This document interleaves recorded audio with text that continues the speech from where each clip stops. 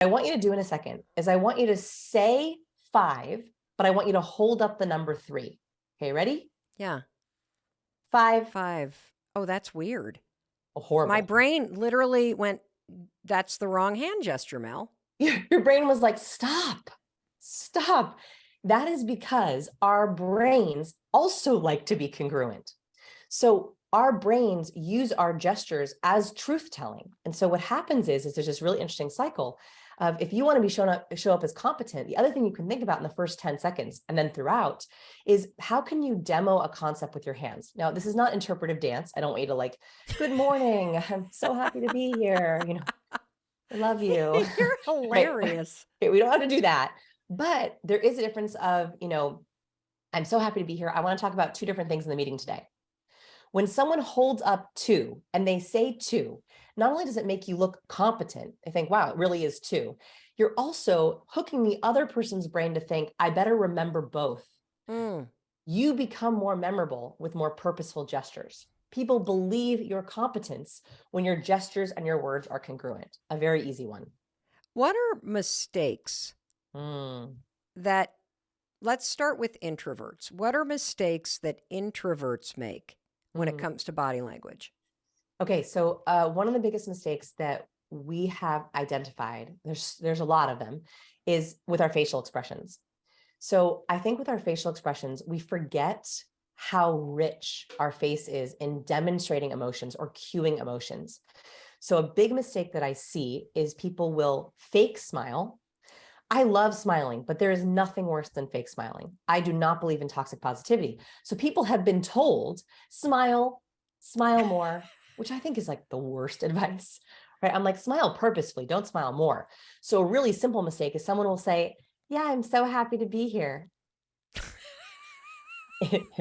Incongruent, incongruent.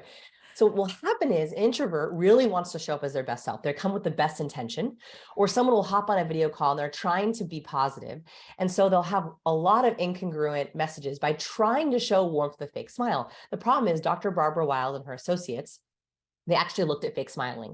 And what they did is they showed people pictures of smiling people, fake smiling people, and neutral people. By the way, just the science of this, a fake smile or a real smile reaches all the way up into these upper cheek muscles. So if you were to smile all the way up into your upper cheek muscles, they activate your crow's feet, right? That's a Got real it. smile. Only 1 in Yes. 10 people can consciously activate those muscles.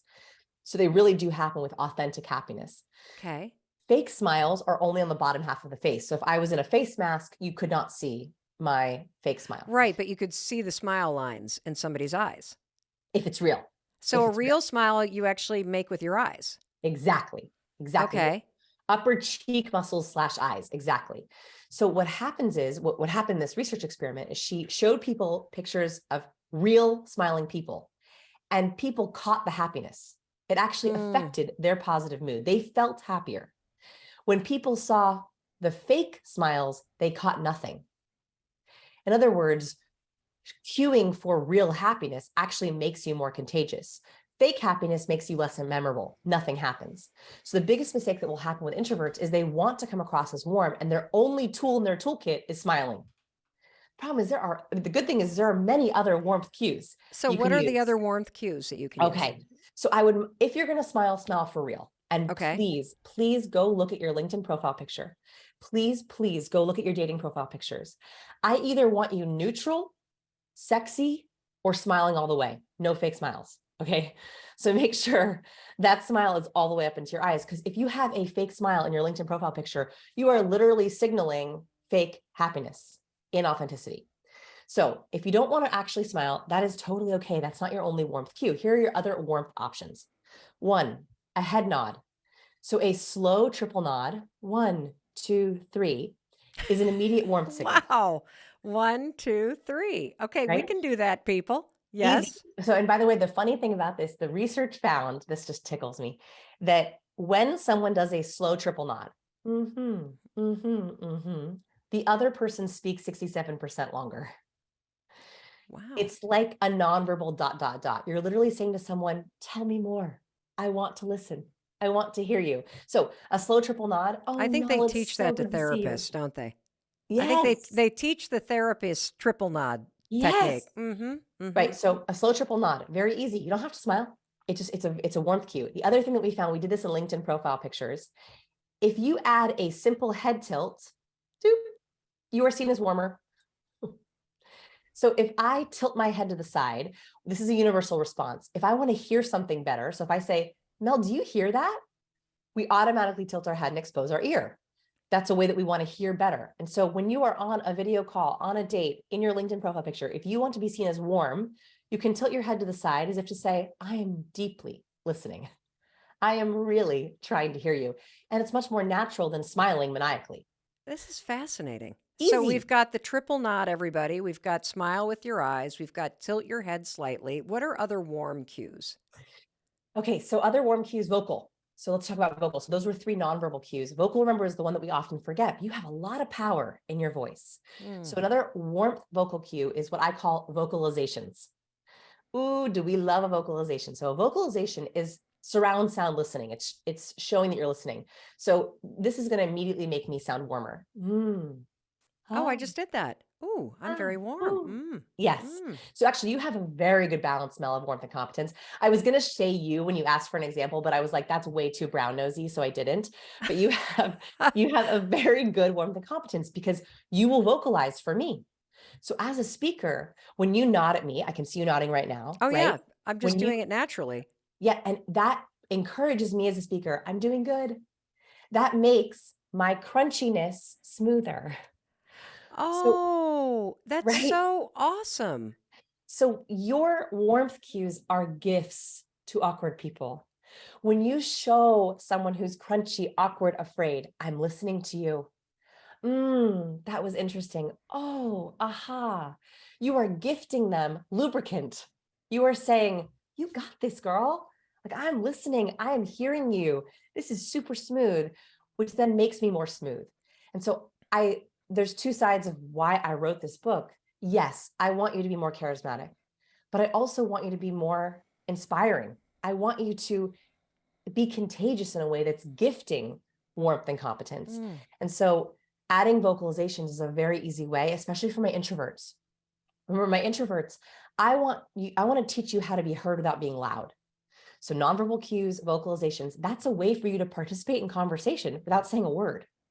Right. So, oh, That's ah, fantastic. easy. All right, do that again. So what are the other ones other than mm? Ooh, ah, wow. What? Those are all warm vocalizations. In fact, doing them to right now should kind of give you the warm and fuzzies, like a little bit. Should be like, that feels so good. So whatever I say vocalizations are kind of like a warming blanket. It like makes the other person feel like, wow, I'm doing so good. So You're vocalizations are super doing better easy. than good. You're doing fantastic, Vanessa. How do you Thank display competence? What are Okay. some cues for competence? All right. So competence, low tone, which we talked about already. So not using the accidental question inflection is really important. Explanatory gestures, so being purposeful with our gestures. Eye contact. Eye contact is a hard one because I know that eye contact can be different for different cultures. But what I want us to understand about eye contact is that eye contact produces a chemical.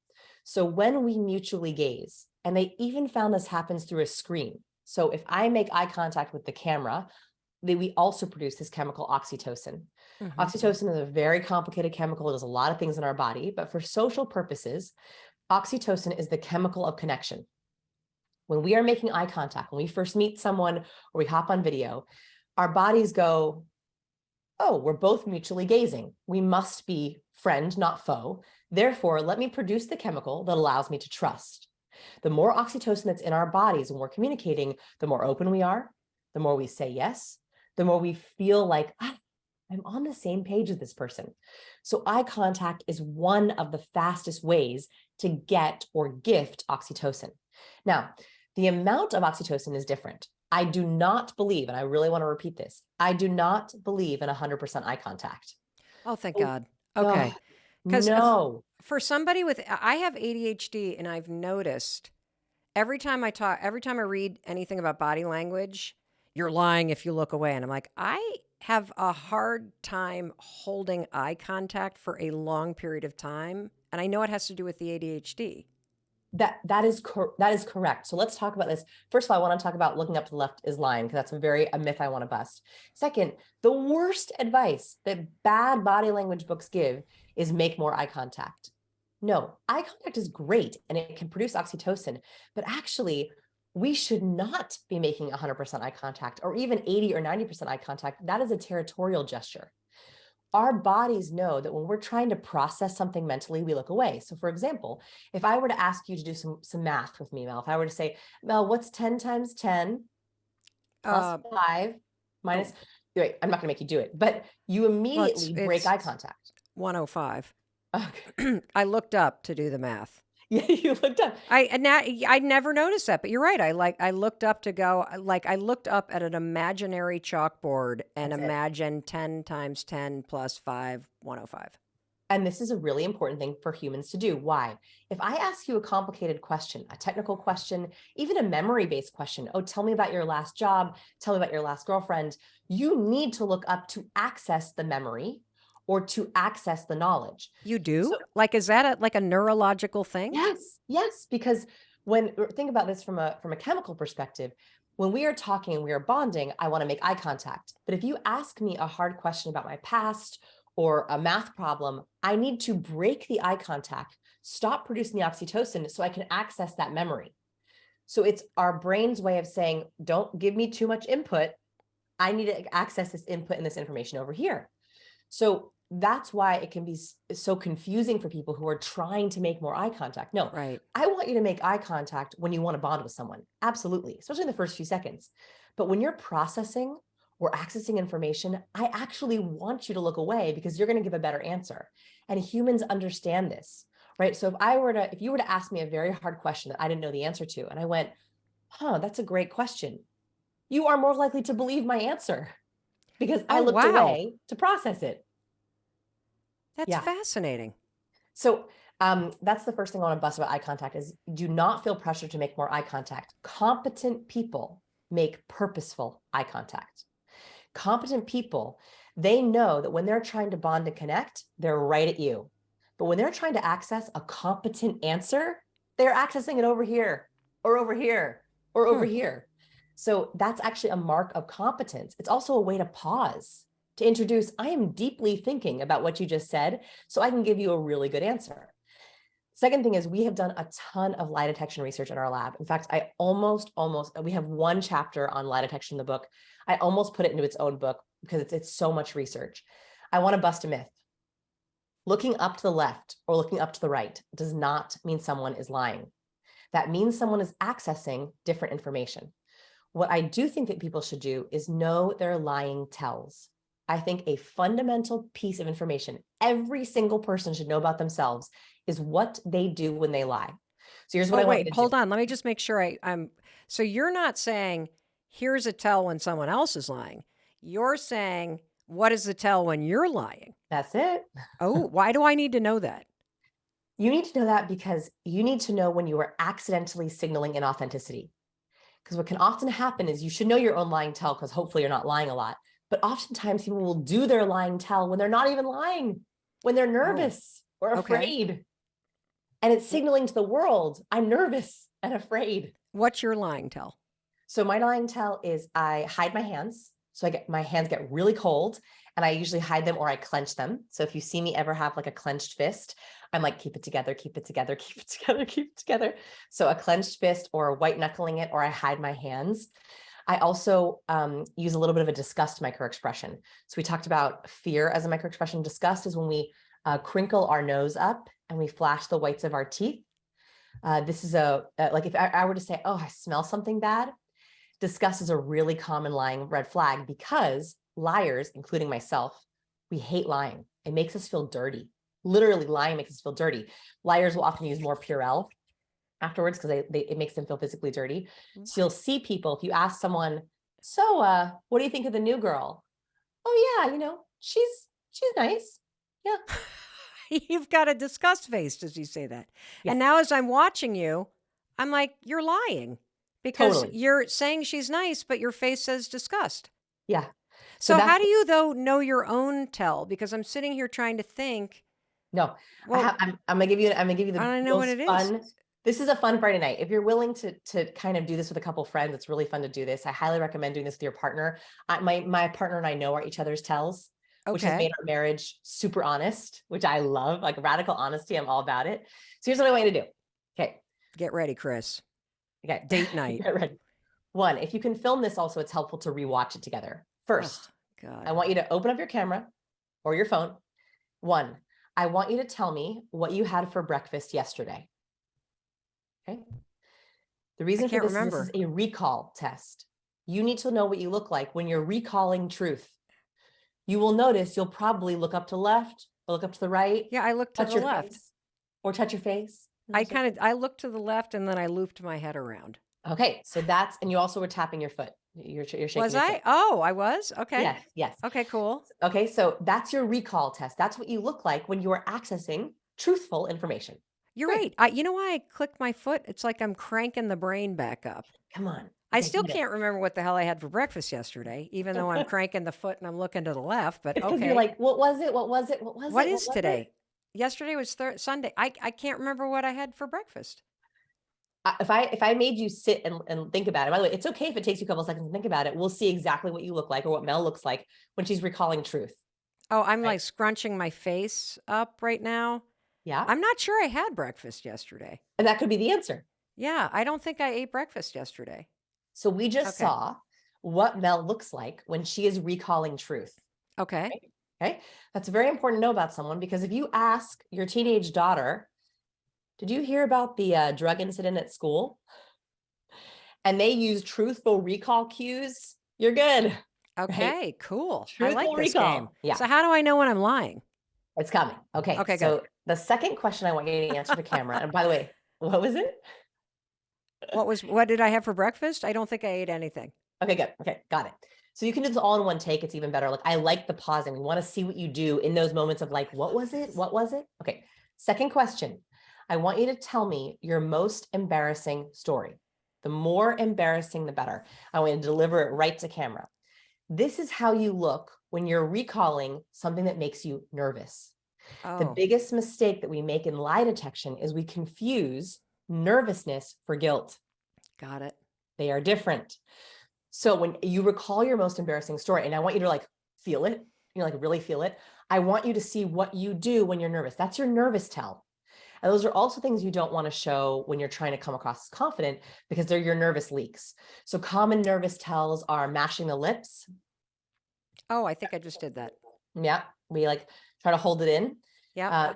Common nervous tells are touching the stomach, the face. That's often we'll like, oh, nervous. Do people Well, do this on Zoom calls too? You see them doing this? all the time, all the time, all the time. It's a great way to, I mean, I don't want you to like do this to your colleagues without them knowing it. It's always good to do it honestly, but it's very helpful to know, like on my team, we do team calls every week. It's Oh my helpful God, for I me would to hate to know be on a when I'm team making call with someone you. nervous. What'd you say? It's helpful to know when I'm making a teammate nervous, right? Like I have a wonderful big team. And if I share, oh, we're having a big New Year's launch and how does everyone feel? And I know my team members' nervous tell, and I see it on a Zoom call, I can say, hey, Rob, are we good on that? Like any hesitations, any hangups? That then gives him permission to say, I don't know if the graphics are going to be ready in time. So a deeper way to interact, I believe, is radical honesty, where on my team, we know each other's nervous tells, so I can address them, Can right? you give us the top 5 signs that somebody is nervous based on their body language? Yes. So touching the hands, touching the face, touching the stomach. That actually comes out of Cornell University. They actually found that when we're nervous, we touch our stomach, or we clench our stomach, or we touch our face. Third is purposeless gestures. So wringing the hands, cracking the knuckles, touching the back of the neck, gestures that have no purpose. Mm-hmm. What's another one? I'm trying to check the research. Playing with a necklace? Playing with your necklace, fidgeting. Those are also purposeless gestures. Adding unnecessary pauses or awkward pauses. So someone's in the middle of a talk and they're really trying to explain it, but they're pausing is mid word or mid sentence, like that. If Was you that four call or five? out somebody on a Zoom meeting For So their nervous tell, do they get more nervous? it depends on how you do it, right? Intention is everything here. So I don't like being like that, gotcha. Yeah, that's not a good way to interact with cues. However, if I notice, like I'm on a team call and I say, hey, everyone, we're having a big New Year's launch. And I notice one of my team members shows a cluster of 3 nervous tells. One cue by itself does not usually mean anything, right? Like, for example, we're going to talk about lying in the last question. One of the top lying red flags is touching the nose. So liars have we have a very specific kind of tissue in our nose, and research has found that when we lie and we're in guilt, it swells and it causes our nose to itch. So Bill Clinton, during his Monica Lewinsky testimony, when he lied, he touched his nose 26 times. In his truthful testimony, he touched his nose twice. So this is a response that we have. So, Are you lying right now? Because you just touched your nose. no, I'm showing you. Oh, Because I'm sorry. but also, what if you have allergies? What if you have a cold? So one cue by itself is never good. 3 cues. So if I see someone nose touch, and let's another like interesting lying tell is a shame touch. So when we touch the side of our forehead, we often do this when we're very embarrassed. It's an eye blocking behavior. And I see a lip purse.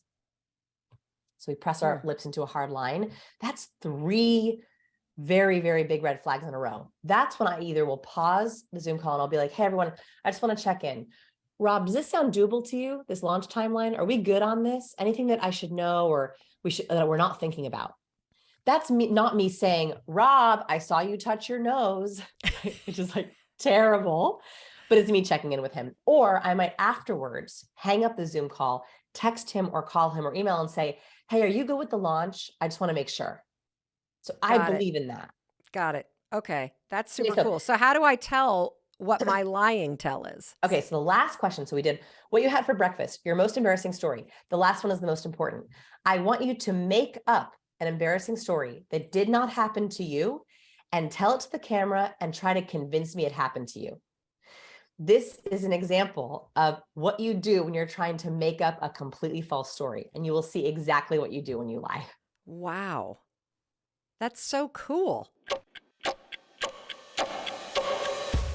Oh boy, are you and I in for a treat today? We are going to talk about the hacks and tips and tricks and research that you can put to use in your own life so that you appear more confident to other people.